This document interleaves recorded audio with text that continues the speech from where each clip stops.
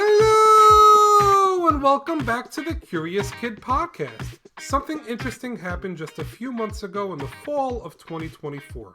Millions of people here in the United States were able to see something special when looking up into the sky. Lots of people had a great view of it where we live in New Jersey and throughout the Northeast, but it was also seen throughout a large portion of the country, even as far south as Alabama. The special thing people were able to see in the sky was something called the Northern Lights. What's so crazy is that the Northern Lights are usually only visible in a very small portion of the United States. That portion is Alaska and the extreme northern part of the country. For a few days in the fall, when millions of people that usually didn't get a chance to see the Northern Lights finally had that chance, they were super excited. I saw so many beautiful photos of the Northern Lights taken by people who had the chance to see them for the first time. It was simply amazing. So what are the Northern Lights? Why do people sometimes travel a long distance to see them? Where do they come from? And also, what in the world happened that allowed so many more people to see them in the fall? Let's learn more. Quintuple mailbag! Quintuple mailbag! Hi Olivia and Jacob, we live in Salmon Arm, British Columbia, Canada, and my sister Juliet and I really enjoy listening to your podcast when we are in the car or building with magnetic tiles. We think you guys are interesting and make learning fun. Our favorite episodes are curious about Bigfoot, curious about peacocks, and curious about Lego.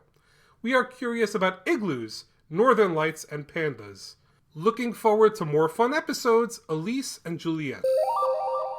Dear Jacob and Olivia, hello, my name is Callie and I live in South London in the United Kingdom.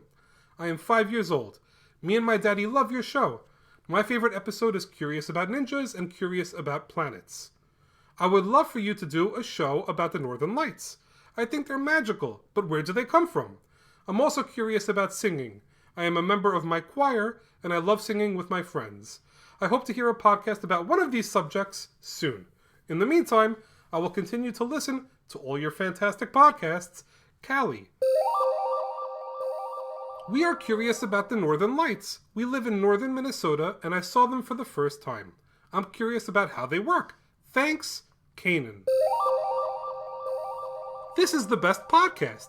I listen to it every night before I go to sleep. I am curious about the Northern Lights. Lauren from West Long Branch, New Jersey.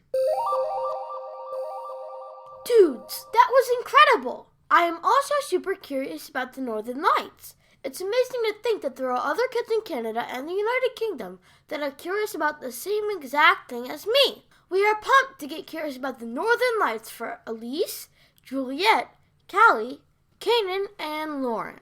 It's going to be awesome. Let's get things started with the question of the week. The question of the week is, do other planets have northern lights like we have here on Earth? That's an interesting thought. Maybe there are Martians that are just as amazed by the beauty of the Northern Lights as humans are here on Earth. Dad, there is no evidence that Martians even exist. Anyways, let's get back to the topic of the week, the Northern Lights. The Northern Lights are natural light displays that happen in the sky, mostly near the North Pole. The official name for them is Aurora Borealis. When I say that the Northern Lights are natural light displays, I mean that humans don't control the Northern Lights. Like if you go to a concert or something like a wedding or Sweet 16, they might have lights with cool colors jumping around to the beat of the music. Those lights are made by machines, and those machines are controlled by humans. The Northern Lights are different. They are natural so that they happen automatically due to nature and science. If you live in the southern hemisphere far from the North Pole, you have something similar and you're not going to believe what it's called. You guessed it, the Southern Lights. They also go by the name Aurora Australis. They're like the Northern Lights twin. The Northern Lights are caused by something called charged particles from the sun. When these particles hit Earth's atmosphere, they interact with gases like oxygen and nitrogen, creating those colorful lights. And the best part is that the beautiful display of color is always changing. The colors change and the shape of the color display changes. It's like nature's own unpredictable fireworks display. What my dad loves most about the Northern Lights, outside of the breathtaking beauty of the whole thing, is that it involves so much science. That's right. The sun is constantly sending out a stream of particles called the solar wind. These particles travel through space at super high speeds. Earth has a magnetic field which acts like an invisible shield that protects us humans from most of the solar wind. Some of those particles coming from the sun gets pulled towards the north and south poles, where the Earth's magnetic field is weaker. And long story short, when those particles collide with the gases in our atmosphere, we get the northern lights. Different gases create different colors. For example, oxygen makes green and red, while nitrogen creates blue and purple. It's a super amazing, incredibly beautiful science experiment happening in the sky. Of all the colors made by the Northern Lights, the most common one is green. That's your favorite color, Dad. The Northern Lights glow a bright, beautiful green color. But you can catch so many different colors in the light display as well, including red, purple, blue, and even yellow. It all depends on the type of gas and how high up the particles collide. And the colors can shift and move. At times, the colors can look like waves, but they can also resemble curtains or spirals dancing across the sky. It's a new masterpiece every single night. The Northern Lights sound so amazing, and I've never been able to see them in the night sky. Where are the best places to go to see the Northern Lights? The best places to view the Northern Lights are in countries located near the Arctic Circle. Those countries include Norway, Sweden, Finland, Iceland, and Canada. Millions of people visit those countries every year to check out the vibrant colors in the night sky. And let's not forget Alaska, which is definitely the best place in the United States to see the Northern Lights. If you are planning a trip to one of these beautiful places, don't forget to bundle up, because it's probably going to be cold.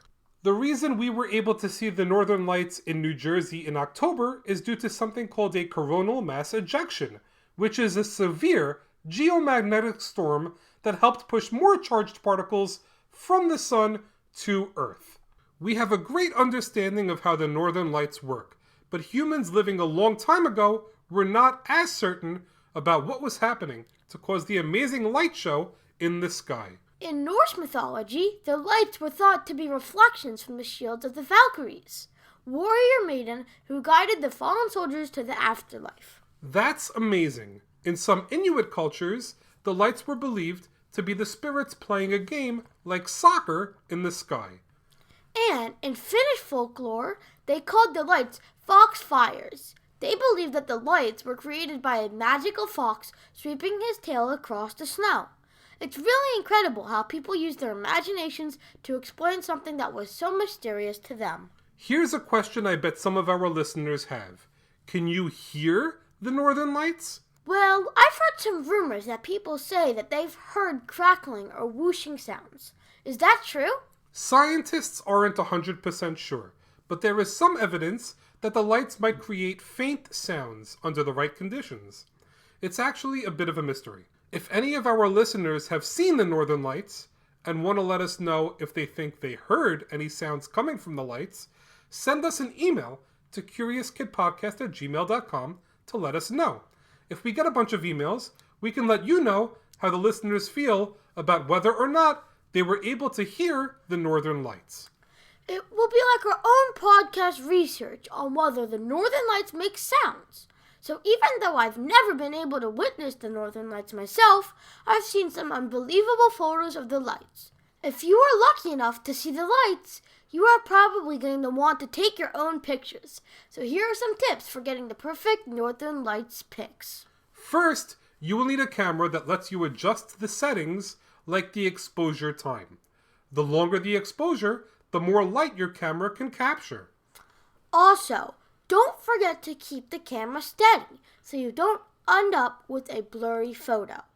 A tripod is perfect for making sure your camera stays super steady. Also, find a dark spot away from the city lights, and make sure your camera is pointed at the darkest part of the sky. But the most important advice we can give you is to absolutely enjoy the moment. The best memories of the Northern Lights will be the ones that you have in your heart. So taking great pictures is awesome, but you can also take it all in. Enjoy the beauty of the Northern Lights and create great memories. If you want tips on the best times to view the Northern Lights, scientists predict those times, just like they predict the weather. They use satellites to monitor the sun and measure solar wind activity. When there's a lot of activity, it's more likely the lights will appear. So there are plenty of websites and apps that can tell you exactly when to look up to the sky to see the Northern Lights. Alright folks, we're not quite done with all of the Northern Lights facts yet. Here, with 5 unbelievable facts you need to know about the Northern Lights is Noah. Take it away, Noah! Fact number 1. The Northern Lights can happen as high as 600 miles above Earth. That's super high. Fact number 2. The lights are most active during something called the solar maximum, which happens every 11 years. The next solar maximum is expected in just a few months, in July 2025. Fact number 3. The charged particles that cause the Northern Lights to travel a very long way from the sun to get here to Earth, before arriving here and dazzling us with beautiful colors, they travel a distance of 93 million miles from the sun. Fact number 4. The Northern Lights and Southern Lights are mirror images of each other. That means that they occur at the same time and in the same shape. That's mind-blowing. Some of the best places to see the Southern Lights include Argentina, Chile, New Zealand, and of course, Australia. Fact number 5. The name Aurora Borealis comes from explorer Galileo Galilei. He came up with the name around 400 years ago. Aurora is the Latin word for dawn, and it is also for the Roman goddess of the dawn. Borealis is a Greek term that means north wind. Put it together, it means north wind at dawn. It sounds like he had a pretty good understanding of what the lights were hundreds of years ago. Nice job, Noah. All right, ladies and gents, you know what time it is. It's time to answer the question of the week. We just learned that the Northern Lights are beautiful light displays that can be seen here on Earth. Are there other planets that have their own versions of the Northern Lights? There are a few other planets with Northern Lights.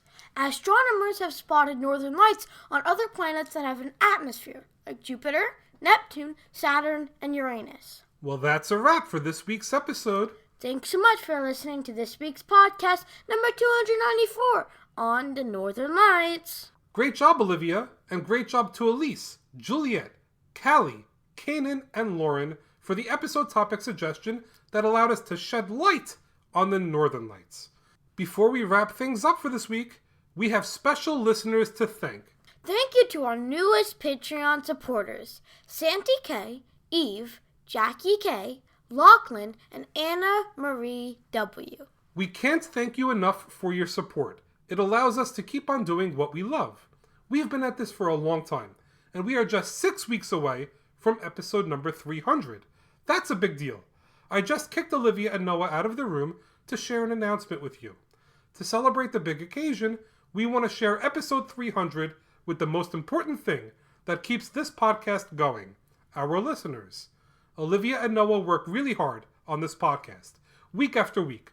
If you want to congratulate them for 300 episodes of Curious Kid Podcast, leave us a voicemail. The number to call is 856-425-2324. The voicemail number can also be found in the episode notes. We are going to play a lot of your messages in episode 300. The deadline to leave a congratulations voicemail is Friday, March 14th. Please make sure the voicemail is less than 30 seconds so we can squeeze as many messages into the episode as possible. Introduce yourselves. Let us know where you're from. Let us know your favorite episodes of the podcast. and congratulate Olivia and Noah for 300 episodes of Curious Kid Podcast. Let's overwhelm them with your love and kindness, because they deserve it for all the hard work. Join us next week when we will get curious about archaeology for a listener in New Jersey. As always, thank you so much for listening and getting curious with us.